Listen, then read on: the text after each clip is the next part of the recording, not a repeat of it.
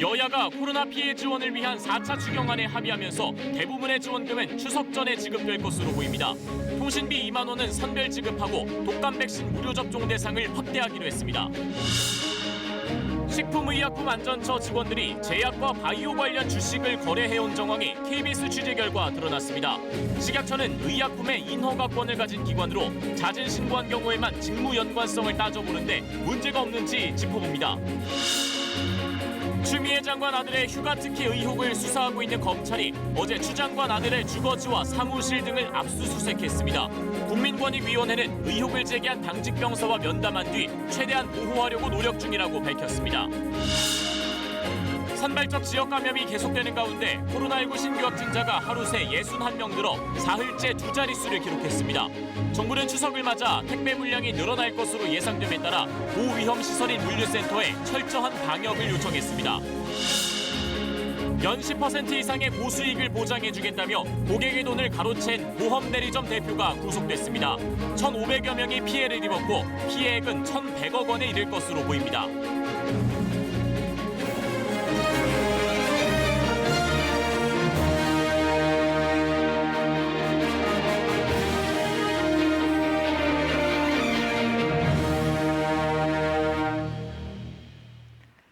안녕하십니까. 코로나19 KBS 통합뉴스룸 9시 뉴스입니다. 하루만 벌이를 멈춰도 힘든 사람들 많은데 멈춰서야 하는 시간이 너무 길었습니다. 코로나로 절박해진 사람들에게 버팀목이 되자는 4차 추경안 여야가 합의했습니다. 아직 본회의는 열리지 않았는데요. 국회 연결해보죠. 신지혜 기자, 여야가 오늘 오전에 합의를 했는데 본회의는 아직이네요. 왜 늦어지는 겁니까? 네, 일단 여야는 잠시 후부터 예산결산특별위원회 전체 회의를 열고 합의 내용을 최종 심사할 예정입니다. 말씀하신 대로 오전에 조정이 되긴 했는데요. 이 내용을 토대로 기획재정부가 예산 명세서를 만드는 데 시간이 걸렸습니다. 이제 이걸 토대로 최종 심사를 예결위에서 진행을 할 예정인데요. 본회의는 1시간쯤 뒤에 밤 10시에 열릴 예정입니다. 추경안이 본회의를 통과하면 대부분의 지원금은 추석 전에 지급될 전망입니다. 네, 오늘 합의를 정리해보면 통신비는 전부가 아니라 40, 50대는 빼고 주기로 하고 또 다른 지원금 받는 대상 늘어났죠? 그렇습니다. 13세 이상 국민에게 일괄 지급하기로 했었죠. 이 통신비 2만 원은 만 16세부터 만 34세까지 또 만 65세 이상에만 선별 지급하기로 했습니다. 여기에 필요한 예산도 9,300억 원에서 4,000억 원으로 절반 넘게 줄었습니다.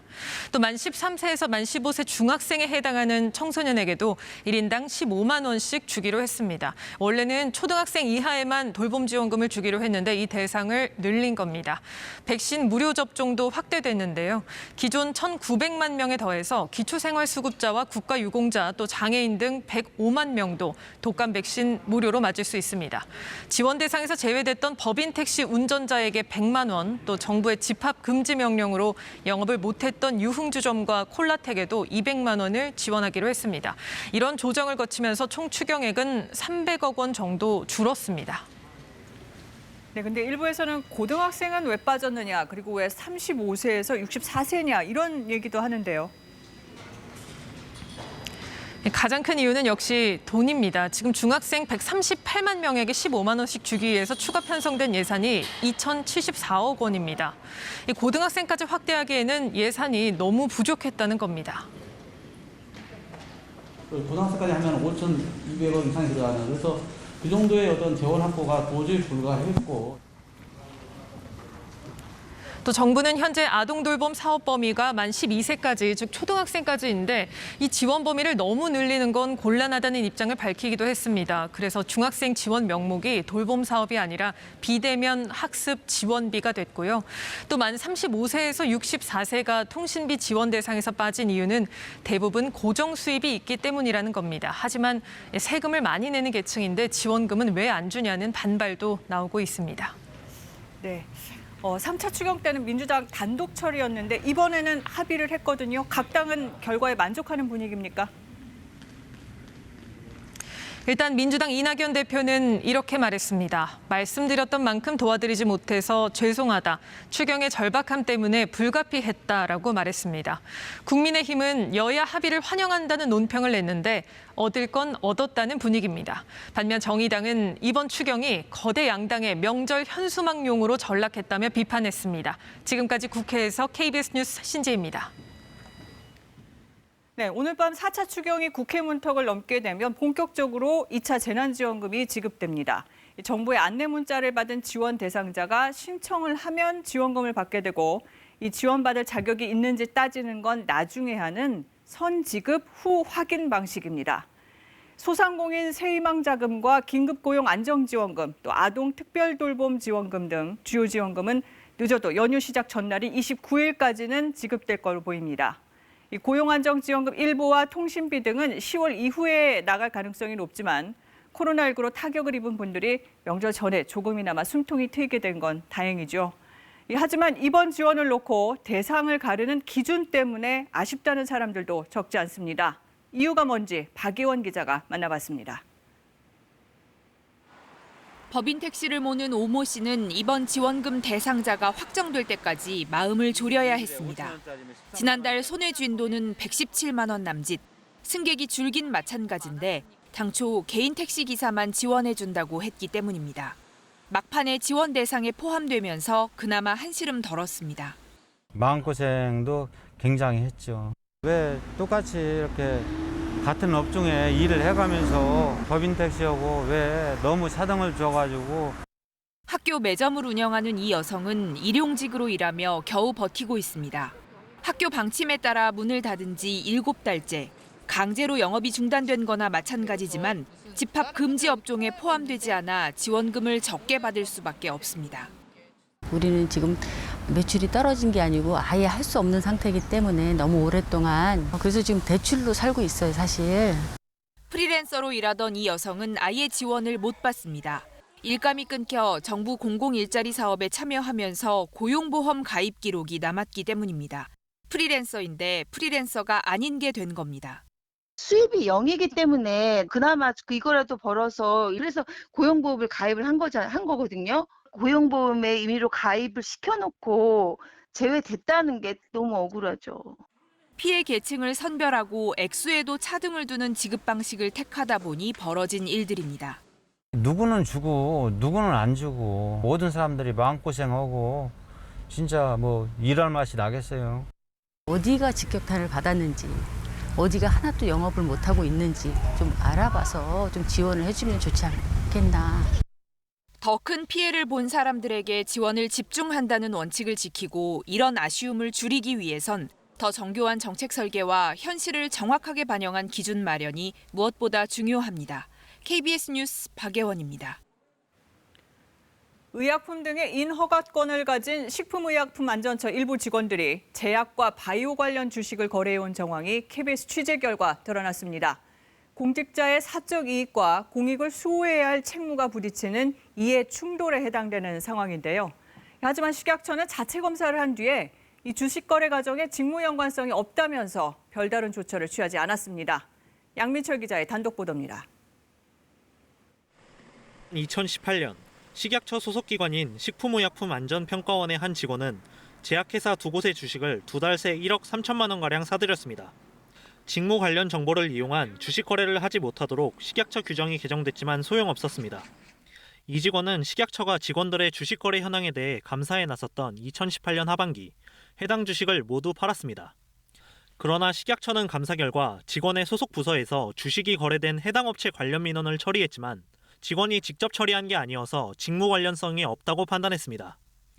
또 다른 식품의약품안전평가원 직원은 제약회사 주식 6천여만 원어치를 샀다가 인허가 담당 부서로 옮긴 뒤 감사가 시작되자 전량 매도했습니다. 임용 직후 제약주를 거래한 또 다른 직원도 적발됐지만 주식 거래 관련 규정에 대해 제대로 전달받지 못했다고 해명했습니다. 주식 거래를 하거나 매입 매수를 하고 있거나 갖고 있지 말아라는 취지로 얘기를 들은 게 한참 뒤인 시점이거든요. 이들을 비롯해 2018년 감사 당시 업무 관련 주식을 보유하거나 거래했다고 신고한 직원은 모두 32명. 식약처는 이들에 대해 임용 전부터 주식을 보유한 경우에 해당하거나 직무 관련 정보를 이용해 부당이익을 취한 것으로 보이진 않는다며 감사를 종결했습니다. 하지만 차액 실현 여부와 별개로 식약처 직원들이 관련 주식을 거래하는 것 자체가 부적절하다는 지적입니다. 인허가를 담당하는 식약처 공무원이 관련 주식을 거래할 수 있다는 것만으로도 이게 어찌 보면 시장의 근간을 흔드는 행위가 될 수도 있는 것이거든요. 그래서 이에 관련해서 더 엄격한 그런 기준이 마련이 식약처는 의약품과 의료기기 등의 승인과 인허가 업무를 맡은 직원들은 관련 분야 주식을 아예 거래하지 못하도록 규정을 바꾸겠다고 밝혔습니다. KBS 뉴스 양민철입니다. 네, 이번에 드러난 식약처 직원의 주식 거래는 빙산의 일각일 수도 있다는 게 전문가들의 의견입니다. 자진 신고한 건에 대해서만 자체 조사가 이루어지는 데다가 감사원 등 외부의 감시도 전혀 없었기 때문입니다. 이 주식 거래를 분기별로 신고하게 하는 금융감독당국 공무원들과 형평성도 맞지 않다는 지적이 나옵니다. 이어서 김진화 기자입니다. 식약처 주식거래 내역 신고서입니다. 제품 관련 인허가와 단속 등을 담당하는 부서 직원에 한해 본인 명의의 주식 보유, 거래 내역을 기재하도록 돼 있습니다. 1년에 한 번 자진 신고한 내용을 토대로 주식 거래 시기와 민원 처리 내역을 비교해 직무 연관성을 따집니다. 만약 거래 내역을 신고하지 않으면 이런 직무 연관성을 따질 수도 없습니다. 계좌 조사를 한다든지 이런 게 전혀 아니고 어떤 자발적인 보고에 근거한 것이기 때문에 진짜 문제가 될 수 있는 사례들이 보고가 안 될 가능성은 충분히 있는 거죠. 약제 등의 급여 대상 여부를 결정하는 건강보험심사평가원. 역시 기업 정보에 접근하기 쉽지만 직원들이 자진 신고한 주식만 살펴봅니다. 2018년에는 주식 보유 내역을 신고한 경우가 한 건도 없었는데 지난해엔 직원 3명이 모두 3,700여만 원어치의 제약 관련 주식을 매매했다고 신고했습니다. 자체 검수 결과를 했더니 문제가 없어서 제가 처분까지는 하지 않았다고. 금융감독당국도 기본적으로는 주식 거래에 대해선 자발적 신고를 유도하고 있지만 관련 규정은 좀 더 세밀합니다. 금융위원회와 금융감독원은 일정 직급 이상에 대해 주식 거래를 전면 금지했고 그 이하는 주식 거래 횟수를 제한했습니다. 공무원이 자신의 직무와 사적인 이해가 충돌하는 상황을 만들지 말라는 거거든요. 부패가 이루어지기 전에 그런 개연성을 미리 차단하라는 거예요. 이처럼 내부 규정이 촘촘히 마련돼 있어도 최근 5년간 주식 투자 규정을 위반한 금감원 임직원 중 내부 조사에서 적발된 경우는 30% 수준에 불과했습니다. KBS 뉴스 김진아입니다. 최근 정치권에서도 공직자의 이 이해 충돌 문제 잇따라 불거졌죠. 국민권익위가 제안한 이해 충돌 방지법이 다시 주목받고 있는데 이번에는 입법 논의에 속도가 붙을까요? 류란 기자가 보도합니다. 국민권익위는 국회에 제출한 이해충돌방지법에서 이해충돌의 개념을 공직자가 직무를 수행할 때 사적 이해관계가 관련돼 공정하고 청렴한 직무 수행이 저해되거나 저해될 우려가 있는 상황으로 규정하고 있습니다. 그러나 이해충돌방지법은 지난 8년째 국회 문턱을 넘지 못했습니다. 이번에는 상황이 달라졌습니다. 민주당과 국민의힘 모두 상대당 의원들을 이해충돌로 비판하고 있는 상황. 민주당은 이번 정기국회 내에 이해충돌방지법을 통과시키자며 국민의힘에 협의를 제안했습니다. 이해충돌과 직무 관련성을 어떻게 개념 규정을 하고 이것을 적용해 나갈 것이냐라는 부분에 대해서 빨리 여야 간에 합의를 통해서 이 법이 통과될 수 있게끔. 박덕흠 의원에 대한 자체 진상조사 특별위를 구성한 국민의힘도 법안 취지에는 긍정적입니다. 이미 여당에서 이해충돌이 명백한 사안들이 또 있습니다. 이런 사안들에 대해서도 국회 차원에서 좀 적극적으로 그 기준을 만들어 나가자. 정의당도 21대 국회에서는 이해충돌방지법이 반드시 통과돼야 한다고 강조했습니다. 권익위원회가 제안한 법안 외에도 지난 20대 국회에서는 의원들이 이해충돌에 관해 5건의 법안을 발의했지만 제대로 된 논의는 없었습니다. KBS 뉴스 류란입니다. 네, 그런데 권익위의 법안은 이해 충돌의 범위가 너무 광범위하다는 등의 지적도 있었습니다. 지난 국회에서는 왜 통과되지 못했는지 또 어떤 것들이 쟁점인지 손은혜 기자가 보도합니다. 현재 권익위가 제안한 법안은 이해 충돌의 신고와 회피부터 고위공직자의 민간 활동 내역 제출 등 이해충돌 전반을 포괄적으로 다루고 있습니다. 또 이해관계 당사자를 업무에서 배제하는 사유가 다양하게 적시돼 있습니다. 사전에 법적으로 규정을 해서 이해충돌 여부라는 이런 불분명한 개념으로 사회적 혼란이 좀 줄어들 수 있지 않을까 이렇게 생각을 합니다. 권익위 관계자에 따르면 예를 들어 국민의힘 박덕흠 의원의 경우 수의계약 체결 제한 규정에 근거해 검토해 볼 수 있다는 겁니다. 그러나 권익위 법안은 역으로 직무 배제 기준이 너무 광범위하다. 국회의원의 전문성과 다양성을 가로막을 수도 있다는 비판도 받고 있습니다. 19대 국회에 제출된 권익위안이 통과되지 못한 것도 비슷한 이유였습니다. 당시는 사적 이해관계인의 범위를 사촌까지로 했지만 이번 안은 민법의 가족으로 좁혔습니다. 법안 심사 과정에서 사촌의 범위가 2,800만 명 정도 되는데 그들을 대상으로 포괄적인 직무를 수행하는 소위 고위공직자의 경우에는 현실적으로 재척회피 제도를 운영할 수 없다는 것에 대해서는 전문가들이나 여야가 다 일치했기 때문에 권익위안은 이해충돌의 경우 신고를 한 뒤에 해당 업무를 회피 또는 기피하도록 하고 있습니다. 그러나 이해충돌을 사전에 신고하면 일단 직무를 수행하게 하고 사후에 부정이 드러나면 책임을 지게 하자는 제안도 나옵니다. 지금 정부안은 개별 건별로 이해상충이 있을 때마다 신고를 하라는 것이고 막상 신고를 하지 않은 경우에는 밝혀내기가 어려운 굉장히 허점이 많은 대안입니다. 따라서 사전에 이해상충 관계를 미리 등록을 하고 사후적으로 검증받으면 보다 촘촘하게 이해충돌을 방지할 수 있고요. 또 이해충돌 신고를 재산신고처럼 정례화하자는 대안도 제시됩니다. 이해충돌방지법은 사회에 미칠 영향만큼 논란도 뒤따를 것으로 보입니다. KBS 뉴스 손은혜입니다. 추미애 법무부 장관 아들 서모 씨의 휴가 특혜 의혹을 수사 중인 검찰이 어제 서 씨의 주거지와 사무실을 압수수색했습니다. 한편 서 씨의 휴가 미복귀 의혹을 제기한 당직병사 A 씨는 공익신고자 보호 신청과 관련해 오늘 권익위와 면담을 했습니다. 이수민 기자가 보도합니다. 추미애 법무부 장관의 아들 서모 씨가 인턴으로 일하는 한 프로축구 구단 사무실입니다. 서울 동부지검은 서 씨의 휴가 특혜 의혹과 관련해 이곳과 서 씨의 주거지를 어제 압수수색했다고 밝혔습니다.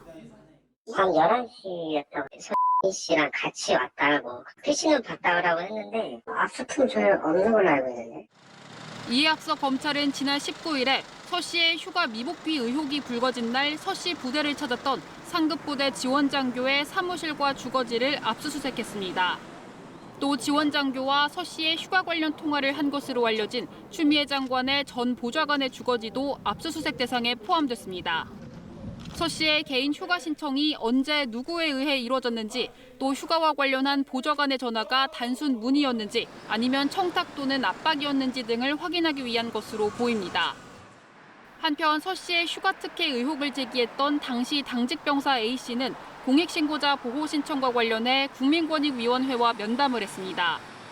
1시간 남짓 진행된 면담에서 A 씨는 자신의 의혹 제기와 관련해 민주당 의원의 공격 등 SNS를 통한 견디기 힘든 욕설이 많았고 현재 일하고 있는 조직 내에서도 불이익을 받을까 우려된다라고 진술한 것으로 전해졌습니다.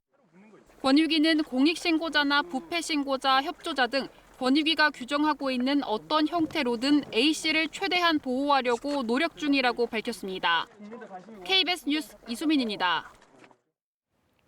나경원 전 미래통합당 의원의 자녀 특혜 의혹에 대한 검찰 수사가 속도를 내고 있습니다. 지난주 고발인 조사를 한 데 이어 나 전 의원이 회장으로 있었던 스페셜 올림픽 코리아 관계자들과 또 이 단체를 사무 검사했던 문체부 관계자를 잇따라 소환했습니다. 보도에 김진호 기자입니다. 2011년부터 5년간 발달장애인을 지원하는 스포츠기구 스페셜 올림픽 코리아 SOK의 회장을 역임한 나경원 전 의원. 회장 재임 시절을 전후해 딸 김모 씨가 스페셜 올림픽 홍보대사인 글로벌 메신저 후보자로 추천되고 또 SOK의 당연직 이사로 선임되면서 특혜 시비가 불거졌습니다. 공교롭게도 나경원 원내대표가 회장직에서 물러난 시점에 김모 양이 당연직 이사로 선임됐다. 스페셜 올림픽 코리아 내 막강한 영향력을 딸에게 세습한 것이 아닌지 의심스럽다. 문체부가 지난 3월 김 씨의 선임 절차에 문제가 있었다는 사무검사 결과를 내놓으며 논란은 더욱 가열됐습니다. 그런데 최근 서울중앙지검이 관련자들을 잇따라 소환하는 등 본격적인 수사에 나선 것으로 KBS 취재 결과 확인됐습니다. 나 의원 등이 고발된 지 1년여 만입니다. 검찰은 SOK 사무검사를 담당했던 문체부 과장을 오늘 소환했습니다. SOK 검사 관련 자료 등도 문체부로부터 확보했습니다. 이에 앞서 SOK 사무총장과 기획본부장 등도 불러 조사한 것으로 확인됐습니다. SOK 특혜 의혹과 관련해 나 전 의원을 제외한 주요 관계자들이 속속 검찰 조사를 받고 있습니다. 지금 저희 수사회의가 있어가지고 지금 저희 어려우세요? 앞서 나 전 의원은 총선을 한 달여 앞두고 발표된 문체부의 SOK 사무검사 결과에 대해 아무 문제가 없다고 밝혀진 거라며 오히려 선거 개입이라고 반발했습니다. KBS는 검찰 수사에 대한 입장을 묻기 위해 나 전 의원에게 전화를 걸고 문자 메시지를 남겼지만 연락이 닿지 않았습니다. KBS 뉴스 김진호입니다. 국회로 넘어와 있는 공정경제 3법에 대해 어제 전해드렸는데요. 경제 5단체 가운데 하나인 대한상공회의소 박용만 회장이 오늘 국회를 찾았습니다. 여야 대표를 잇따라 만난 박 회장은 공정경제 3법에 대한 재개 우려를 전했습니다. 송명희 기자가 보도합니다. 공정경제 3법에 민주당은 물론 김종인 위원장까지 추진 의지를 밝히자 재개가 바빠졌습니다. 오늘 박용만 대한상의회장이 여야 대표를 찾았습니다. 박 회장은 애두르지 않고 3법을 추진하는 절차나 방법에 문제가 있다. 기업을 옥죄는 법안이 늘고 있다며 재개 의견을 얘기할 수 있는 기회를 달라고 요구했습니다. 여야가 합의하면 그냥 일사천리로 가는 거 아닌가 하는 걱정이 사실 굉장히 많은 것이 현실입니다. 문제점들을 좀 터놓고 얘기할 수 있는 장을 좀 만들어 주시면. 재개의 입장이 담긴 의견서도 국회에 제출했습니다. 이낙연 민주당 대표는 재개 의견을 듣는 것은 당연한 절차라면서도 법 추진 의지를 강조했습니다. 경제계도 우리가 나아가야 할 방향은 분명하다는 데 동의하시리라 생각합니다. 어떻게 더 성공적으로 갈 것인가 하는 방법을 만드는 데 경제계의 지혜도 필요하다고 생각합니다. 김종인 국민의힘 비상대책위원장도 박용만 회장을 만난 뒤 비슷한 분위기를 보였습니다. 김 위원장은 박 회장에게 너무 걱정 말라고 했지만 자신이 박근혜 후보 시절 만든 경제민주화 공약은 더 강했다는 사실을 강조했습니다. 국민의힘 내 반대 의견에 대해서는 이렇게 말했습니다. 당내 목소리라고 하는 것은 각자가 그 문제에 대해서 정확한 파악을 하고 인식이 돼가지고 얘기하는 건지 그냥 일반적으로 밖에서 듣는 얘기를 반영하는 건지 그걸 확실히 잘 모르겠어요. 내일은 송경식 경총회장 등이 국회를 찾아 의견을 전달할 예정입니다. KBS 뉴스 송명입니다. 오늘 시작할 예정이었던 만 13살에서 18살까지 청소년과 임신부 대상 독감 예방 무료 접종이 전격 중단됐습니다. 백신 유통 과정에서 문제가 제기됐기 때문인데요. 백신의 약효와 안전성을 검증하는 데는 2주 정도가 소요될 것으로 보입니다. 서병립 기자가 보도합니다. 접종 예약이 몰렸던 소아과입니다. 하루 종일 접종 중단을 확인하는 문의 전화가 쇄도했습니다. 아동한테는 지금 백신 공급이 중단됐어요. 병원들은 왜 중단됐는지 설명하느라 진땀입니다. 예약이 수주 전부터 이루어져 있었는데 갑작스러운 혼선을 빚게 돼서 학부모들도 걱정스럽긴 마찬가지입니다. 유통 과정에서 잘못됐다고 하니까 맞아도 되는 건지 괜히 맞고 나서도 어디 아플까 걱정도 되고 걱정이 많죠. 이번에 문제가 된 독감 백신은 소아 청소년을 대상으로 한 500만 명 분입니다. 정부와 계약을 맺은 신성약품을 통해 전국 병원에 공급될 예정이었는데 일부가 기준보다 높은 온도에 노출됐습니다. 독감 백신은 원래 2에서 8도 온도를 유지해야 하는데 상온에 노출이 되면 효과가 떨어진다는 게 정부의 설명입니다. 백신의 품질을 검증하는 데는 최대 2주 정도 걸릴 것으로 예상됩니다. 효과뿐만이 아니라 혹시라도 발생할 수 있는 안전성 문제는 없는지까지 확인이 좀 더 필요하기 때문에 전반의 품질을 확인하고자 합니다. 지난 8일부터 이미 시작된 2회 접종 어린이 대상 독감 백신은 다른 업체가 공급해 문제가 없다고 설명했습니다. 또 62세 이상 접종 등 향후 접종 일정은 차질이 없도록 하겠다고 강조했습니다. 11만 8천 명 정도의 예방접종이 진행이 됐습니다. 그리고 아직까지는 이상 반응이 신고된 사례는 없는 상황이며 정부는 품질 검사에서 문제가 없다고 판단되면 곧바로 물량 공급을 재개할 예정입니다. KBS 뉴스 서병립입니다. 일교차가 커지고 찬바람이 불면 감기와 독감도 유행합니다. 혼란스러운 건 독감이나 감기를 코로나와 어떻게 구분하느냐일 텐데요. 독감은 갑작스러운 오한이 특징이고요. 코막힘, 콧물, 재채기와 가벼운 열은 감기일 가능성이 높습니다. 코로나19는 대부분 열부터 나고 냄새나 맛을 잘 못 느끼게 됩니다. 먼저 나타난 증상을 통해서 구분해 판단해보는 게 좋겠고요. 두 가지 질환에 이중으로 감염될 우려도 있는 만큼 일상에서 쉽게 구분되지 않을 경우에는 반드시 검사를 통해 확인해야 합니다. 네, 새로운 확진자는 모두 61명, 국내 발생은 51명입니다. 이 방역당국은 주말에 코로나19 검사 수가 적었기 때문에 아직 이렇게 감소세를 보일 수 있는 거라면서 이번 주 후반 발생 규모를 보면서 거리 두기 효과인지 아닌지 드러나게 될 거라고 설명했습니다. 하지만 추석 연휴를 앞두고 위험 요인은 여전합니다. 여러 사람이 모이는 설명회와 학교, 또 병원 등에서 크고 작은 감염이 이어지고 있는데요. 서울 강남구 오피스텔 건물에서 방문자를 중심으로 감염이 계속 번지고 있고요. 세브란스 병원과 고양시 정신요양시설에서 환자 또 입소자 등이 잇따라 확진됐습니다. 12명이 확진됐던 부산 동아대학교에서는 1명이 추가됐습니다. 동아리 모임 등을 통해서 감염된 걸로 추정되는데 정확한 원인은 조사 중입니다. 부산 연제구 건강용품 설명회 관련해서도 참석자 11명 등 모두 13명으로 확진자가 늘었는데 부산과 경북, 충북 등 5개 지역으로 전파됐습니다. 또 서울 정부청사, 정부 서울청사 창성동 별관에서 일하는 총리 비서실 직원이 확진돼 중앙재난대책본부장인 정세균 국무총리도 검사를 받았는데 결과는 음성입니다. 거리 두기로 재유행을 막고 있는 상황, 방역당국은 이번 추석이 또 한 번 방역의 시험대가 될 거라고 전망했습니다. 김민지 기자가 보도합니다. 정부 서울청사 창성동 별관의 문이 닫혔습니다. 이곳 4층에 있는 국무총리 비서실 직원이 확진됐기 때문입니다. 해당 직원은 전날 외부 확진자의 밀접 접촉자로 분류됐다가 양성 판정을 받았습니다. 이처럼 직장과 사업장을 중심으로 산발적 감염이 계속되는 가운데 고위험 시설인 물류센터에서의 감염 위험도 큰 걱정입니다. 고향 방문 대신 명절 선물을 보내는 경우가 많아지면서 이번 추석 택배 물량이 평소보다 30% 넘게 늘어날 것으로 예상되기 때문입니다. 특히 공용구간인 구내식당, 휴게실, 흡연실 등에서 사람들 간 접촉이 발생하지 않도록 관리해 주시기 바랍니다. 방역당국은 올해 다른 감염병인 홍역 발생이 지난해보다 97% 감소했다는 점 등을 들어 마스크 착용과 거리 두기 등 방역 수칙의 효과를 강조했습니다. 그만큼 이번 추석 연휴 개개인의 방역 실천이 중요하다는 얘기입니다. 추석 때 고향을 찾는 것뿐 아니라 휴가지로 여행을 가는 것도 모두 전파 위험 요인으로 지적했습니다. 최근 감염 규모가 준 것은 분명하지만 다시 반등했다가 폭발적인 발생으로 이어질지도 모르는 상황이라며 연휴 기간 집에서 머물러 줄 것을 거듭 요청했습니다.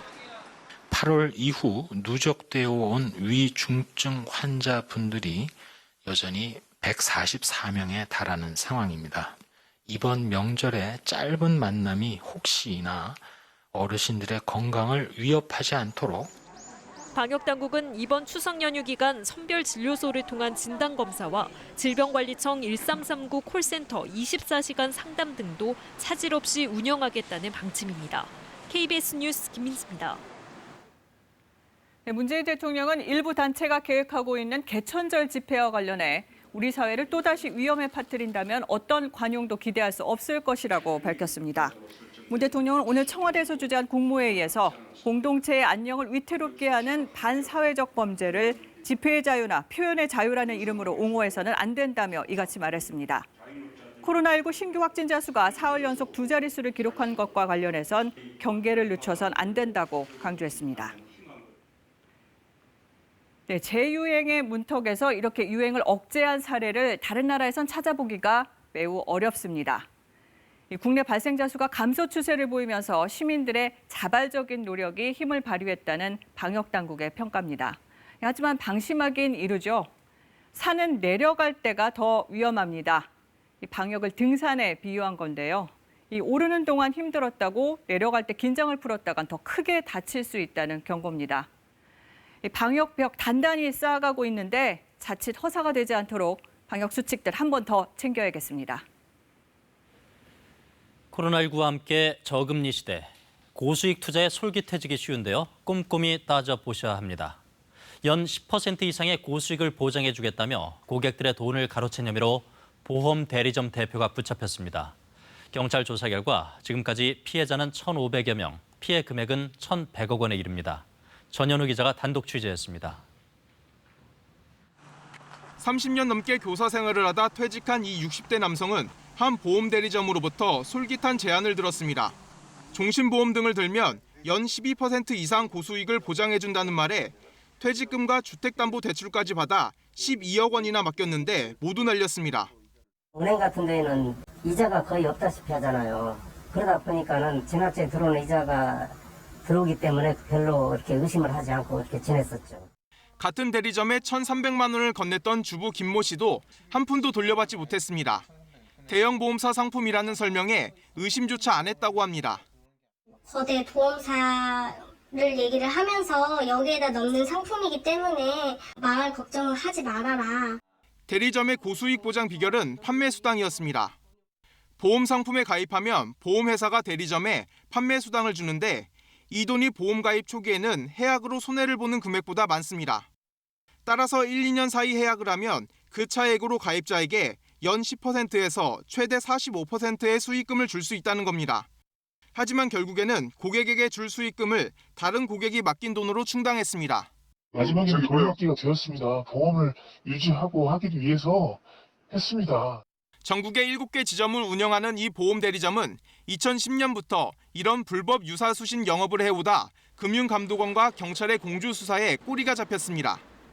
이런 수법에 당한 피해자만 1,500여 명, 피해액은 1,100억 원에 이를 것으로 보입니다.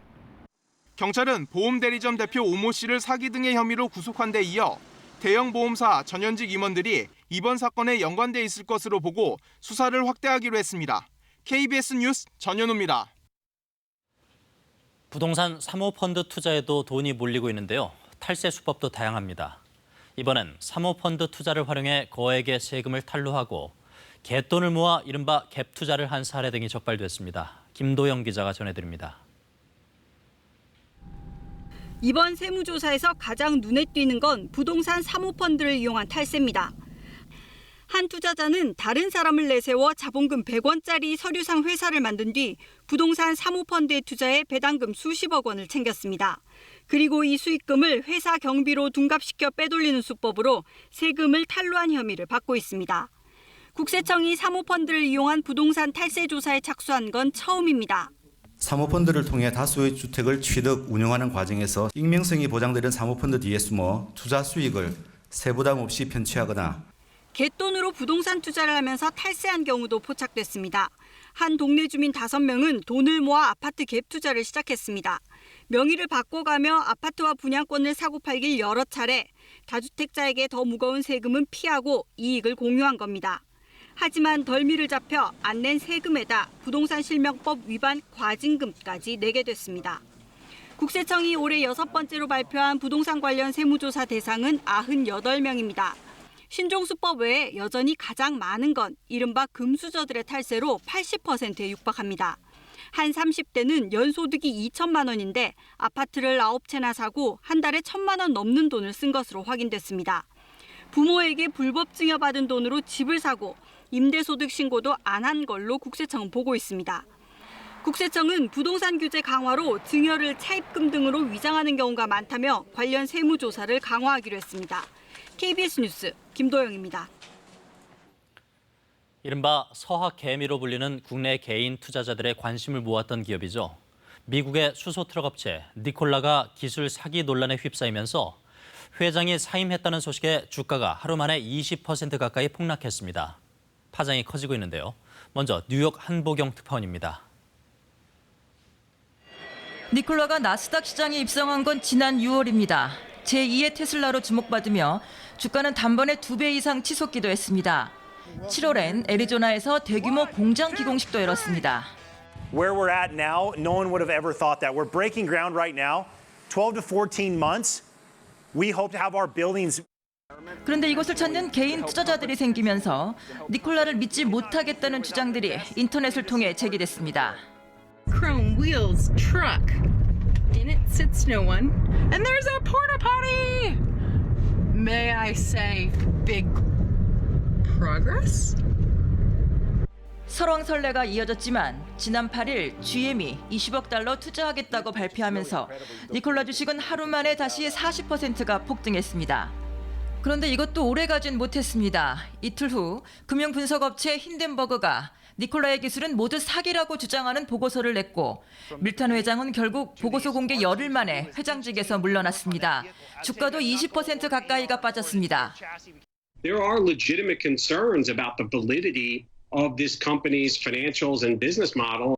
아직 트럭을 한 대도 못 판 트럭 회사에 대규모 투자하겠다고 한 GM은 그래도 니콜라와 계속 갈 거라고 했지만 GM 주가 역시 5% 가까이 급락했습니다. 투자자들은 니콜라 상대로 소송도 제기했습니다. GM이 계속 가겠다 하니 뭔가 기술이 있기는 있는 거다. 아니다. 결국 다 사기일 거다. 의견이 분분합니다. 결국 현재 진행 중인 미국 증권거래위원회와 법무부 조사 결과 나와봐야 니콜라 사기 논란 어느 정도 판가름 날 것 같습니다. 뉴욕에서 KBS 뉴스 한보경입니다. 니콜라 논란은 국내로도 불똥이 튀었습니다. 니콜라에 투자한 한화와 개인 투자자들의 손실이 예상되기 때문인데요. 친환경차 업계에 미칠 영향은 크지 않을 것이란 전망입니다. 이어서 정유진 기자입니다. 주가 하락을 의미하는 녹색으로 뒤덮인 시황판. 특히 한화솔루션 등 한화그룹의 상장사들 주가는 이틀째 내리막길이었습니다. 니콜라 사기 논란에 이은 밀턴의 사임. 2년 전 니콜라에 1,200억 원을 투자한 한화에 악재로 작용한 겁니다. 한화 측은 미국의 조사가 진행 중이기 때문에 차분하게 결과를 기다리겠다고 밝혔습니다. 니콜라에 투자한 이른바 서학개미들도 울상입니다. 1,700억 원어치 주식을 보유하고 있는데 니콜라 주가가 20% 가까이 빠지면서 최소 340억 원 손해를 본 것으로 추정됩니다. 밀턴 회장이 100% 떳떳하다면은 지금 시점에서 굳이 사임할 필요가 없다고 생각합니다. 투자자 입장에서는 이걸 악재로 해석하는 것이 합리적이라고. 친환경차에 대한 관심과 주식시장의 과열이 맞물린 이번 사태가 거품 붕괴의 서막이 아니냐는 시각도 나오는 가운데 수소 전기차 산업에 미치는 영향은 크지 않을 거란 분석이 지배적입니다. 수소차 판 전체를 흔들지는 못해요. 아직 그리고 수소차라는 게 초기 시장 단계라서 메인으로 자리 잡으려면은 2030년 이후나 돼야 될 거다. 그동안에 지분 있어요. 국내 관련 업계엔 기회가 될 수 있다는 의견도 나옵니다. 수소 연료 전지라는 것이 배터리에 비해서 제조하기 어렵고 진입 장벽이 매우 높다는 것을 저희가 확인해 볼 수 있었다. 우리 업체들한테는 사실은 긍정적인. 이런 가운데 우리 시간으로 내일 새벽 테슬라가 신기술을 공개하는 배터리 데이가 열려 또 한 번 관심이 모아지고 있습니다. KBS 뉴스 정유진입니다.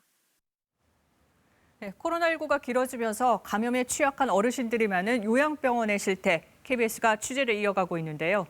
대전의 한 시립 요양병원에 입원한 70대 환자가 2달 만에 상태가 급격히 나빠졌습니다. 진료 기록을 본 가족들은 병원 측이 진단과 처방을 제대로 못했다고 주장하는데 병원 측은 잘못을 인정하지 않고 있습니다. 성용희 기자가 보도합니다. 지난해 초 치매를 앓던 72살 김모 씨가 대전의 한 시립 요양병원에 입원했습니다. 2달 후 멀쩡했던 김 씨의 얼굴은 눈조차 못 뜰 정도로 부었습니다. 스스로 음식을 삼키지 못해 입에는 관이 끼워졌습니다. 입원 이후 무슨 일이 있었던 걸까? 당시 김 씨의 진료 기록입니다. 입원 한 달쯤 지나 38도를 오르내리는 증세가 지속됐지만 병원 측은 해열제만 처방했습니다. 발열 8일째가 돼서야 혈액 검사를 했습니다. 검사 결과 혈소판 수치와 신장 기능이 정상 범위를 크게 벗어났습니다. 그러나 병원 측은 이 사실을 보호자에게 알리지 않았습니다. 2달간 입원한 동안에 저희 쪽으로 연락 한 번 없었고 항상 잘 계신다, 괜찮다라고만 들었습니다. 보호자가 병원을 방문해 건강이 나빠진 걸 뒤늦게 알고 조치를 요구했지만 요양병원 주치의는 변비약을 처방했습니다. 그러나 김 씨는 같은 날 대학병원으로 옮겨진 뒤 기종성 담낭염, 급성 신장 손상, 폐렴 등을 진단받았습니다. 종아리에서는 심한 욕창도 발견됐습니다. 김 씨는 중환자실에서 한 달 넘게 치료를 받았고 1년 넘게 연명 치료 중입니다. 호흡이 멈춘 상태에서 에크모까지 연명을 하죠. 한 3일 정도 연명을 하다가 이제 다시 그 호흡이 조금씩 살아나서 다시 이제 에크모 장치는 뺐고요. 요양병원 측은 당시 진단과 처방에 큰 문제가 없는 것으로 자체 판단했다고 밝혔습니다. 그 당시에 이제 계속 민원이 되니까 제가 들어와서 이제 어느 정도 확인한 거로는 큰 저기가 없었으니까 여기까지 왔겠죠. 그렇지 않으면은 그 전에 무슨 합의가 되든지 뭐 됐겠죠. 병원 측은 당시 주치의와 간호팀장 모두 현재 병원을 떠나 환자 관리에 문제가 있었는지 등 정확한 사실관계 파악이 어렵다고 밝혔습니다. KBS 뉴스 성룡입니다. 네, 코로나로 불안한 심리를 악용한 전화금융 사기, 보이스피싱이 끊이지 않고 있습니다. 금융기관 직원을 사칭해 이 전화기에 해킹용 앱을 깔도록 유도했는데 또 다른 피해를 막기 위해 보이스피싱 용의자들의 목소리를 공개합니다. 김효경 기자가 취재했습니다. 지난달 직장인 43살 A씨는 1%대 저금리 대출을 안내하는 문자를 받았습니다. 코로나 대출 상품의 수혜자로 자신이 뽑혔다는 한 은행의 문자 메시지를 보고 전화를 걸었습니다. 3%대 금리로 7천만 원 대출을 떠안고 있던 A씨는 전화 안내에 따라 대출 심사용 앱을 스마트폰에 깔았습니다. 하지만 은행은 신용 점수가 부족해 대출이 어렵다며 제2금융권인 저축은행에서 대출받은 뒤 대갚아 신용 점수를 높이라고 요구했습니다. 대출 기록은 이제 채권 담당자님이 직접 삭제를 해드리기 때문에 이제 고객님 신용에는 문제없이 이제 신용 평점을 보완할 수가 있는 거예요. A씨가 저축은행에서 6천만 원을 대출받은 직후 곧장 상환하라고 주문했습니다. 이게 고객님께서 뭐 이제 금리도 높고 이제 신용에도 안 좋다는 얘기를 들어서 이제 조카한테 요청을 해서 채권 반환 대위 변제 요청을 했다 이렇게 말씀해 주시면 되세요. 저축은행 대출 담당자는 은행 대리의 예상대로 말했습니다. 요즘에 이제 가족분들 해가지고요. 이제 코로나 영향이 좀 있어가지고 이런 부분에서 들어오시는 분들이 좀 간혹가다 있으시더라고요. 은행 대리도 저축은행 대출 담당자도 신종 보이스피싱, 금융 사기범들이었습니다. 처음 깔았던 대출 심사용 앱이 휴대전화를 해킹해 저축은행을 사칭한 곳으로 전화를 걸도록 유도한 겁니다. 보낸 돈은 다른 계좌로 고스란히 빼앗겼습니다. 이자로 나가는 돈을 줄이려다 6천만 원의 빚을 떠안게 됐습니다. 전화하니까 실제로 이제 어떤 아가씨가 받아가 있다 그러고 얼굴도 올라가 있고 하니까 그냥 믿은 거죠. 경찰은 금융기관에서 갑자기 문자를 보내거나 전화를 걸어 대출을 권유하면 신종 보이스피싱이 아닌지 의심해야 한다고 강조했습니다. KBS 뉴스 김효경입니다. 네, 손소독제는 이제 생활 필수품이 됐죠. 하지만 소독제를 잘못 썼다가 불이 나거나 화상을 입는 사고가 잇따르고 있습니다. 어떤 때에 왜 위험한지 실험을 통해 알아봤습니다. 이청초 기자입니다. 얼굴은 붉게 변하고 목과 다리는 피부가 벗겨졌습니다. 이 화상 피해자는 손소독제를 바른 뒤 양초에 불을 붙이다가 온몸에 화상을 입었습니다. 손소독제에 든 에탄올은 바이러스를 죽이지만 불이 잘 붙는 인화물질이기도 해 주의해서 다뤄야 합니다. 시중에서 쉽게 살 수 있는 손소독제입니다. 에탄올 성분이 60% 이상 들어있는 것들인데요. 이 제품을 바르고 제대로 말리지 않았을 때 불이 얼마나 잘 붙는지 실험이 진행됐습니다. 먼저 방화용 장갑에 손 세정제를 바르고 불을 붙여봤습니다. 눈으로 봐선 불이 붙은 건지 아닌지 구분이 안 됩니다. 종이 뭉치를 갖다 대자마자 금세 불이 타오릅니다. 알코올이 섞인 손소독제의 인화점은 20도씨. 하지만 알코올은 휘발성도 강해 소독제를 바르고 30초 정도만 지나도 불이 잘 붙지 않습니다. 알코올은 화재에 굉장히 취약합니다. 집안 내에서 사용하고 있는 난로나 화롯불, 특히 이런 곳에 굉장히 주의해야 할 것입니다. 손소독제를 잘못 다루면 눈에 화상을 입을 수도 있습니다. 실제로 이달 초 춘천의 7살 어린이가 눈높이에 올려둔 소독제를 바르려다 각막 화상을 입었습니다. 각막 상피 세포가 이제 직접 이제 알코올을 닿게 되면 이제 벗겨지게 되죠. 각막이 하얀 부분이 이제 하얗게 되면서 약간 시력 저하도 크게 일으킬 수 있죠. 눈에 소독제가 들어가면 손으로 비비지 말고 곧바로 병원을 찾는 게 좋습니다. 또 손 소독제를 쓰다가 주변에 불이 붙으면 젖은 수건으로 덮어 불을 끄라고 소방관들이 조언합니다. KBS 뉴스 이청초입니다. 시상식 진행자가 자율주행 차량을 타고 시상식장으로 향합니다. 얼마 전 관객 없이 열린 서울 드라마 어워즈 시상식 장면인데요. 칸막이가 쳐진 자리에서 거리 두기를 지켜가며 시상식을 진행했고 화상으로 연결된 관객들은 각자의 공간에서 축하의 박수를 보냈습니다. 또 트로피와 함께 특별한 선물도 준비되는데요. 마스크와 손 소독제가 들어간 K-방역 제품들입니다. 코로나19로 인해 각종 시상식장에서 레드카펫이 사라지면서 다양한 아이디어가 시상식의 재미를 더하고 있습니다. 미국 방송가의 최대 축제인 제72회 에미상 시상식도 레드카펫 없이 온라인 행사로 진행됐습니다. 후보자는 화상으로 시상식에 참석했고 트로피는 시상식 관계자가 방역복을 입고 전달했습니다. 로스앤젤레스 이영현 특파원입니다.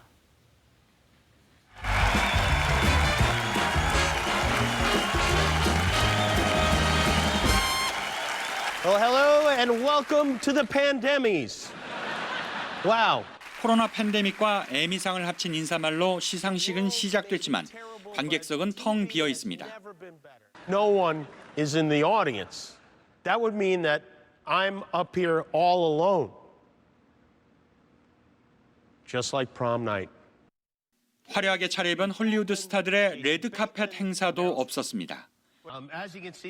대신 100여 명의 수상 후보들은 10개 나라 125곳에서 편안한 복장으로 화면을 통해 시상식에 참여했습니다. 시상식 사이사이에는 코로나19라는 특별한 상황임을 풍자하는 모습이 연출됐습니다. Okay. Sorry, folks. We're just legally obligated to get COVID test every hour. Academy. 수상자 이름이 담긴 봉투가 야외에서 드라이브-스루 방식으로 전달되고 사회자는 이 봉투를 또 소독제로 뿌리기까지 합니다. That's a lot. That's a little extreme, Jimmy. You never know where these accountants' hands have been. Okay. 이것도 모자라 불을 붙여 태워버리기까지 합니다. 수상자들에게 전해질 트로피는 방역복을 입은 시상식 관계자가 전달했습니다. 이렇게 신경 썼지만 이번 시상식이 역대 가장 낮은 시청률을 기록했습니다. 온라인으로 개최된 이번 에미상 시상식은 코로나19 시대를 맞아 대형 시상식의 방향성을 제시했다는 점에서 긍정적인 평가가 나옵니다. 하지만 사람들의 주목을 끌기 위해서는 더 많은 고민이 필요하다는 과제도 남겼습니다. 로스앤젤레스에서 KBS 뉴스 이영현입니다.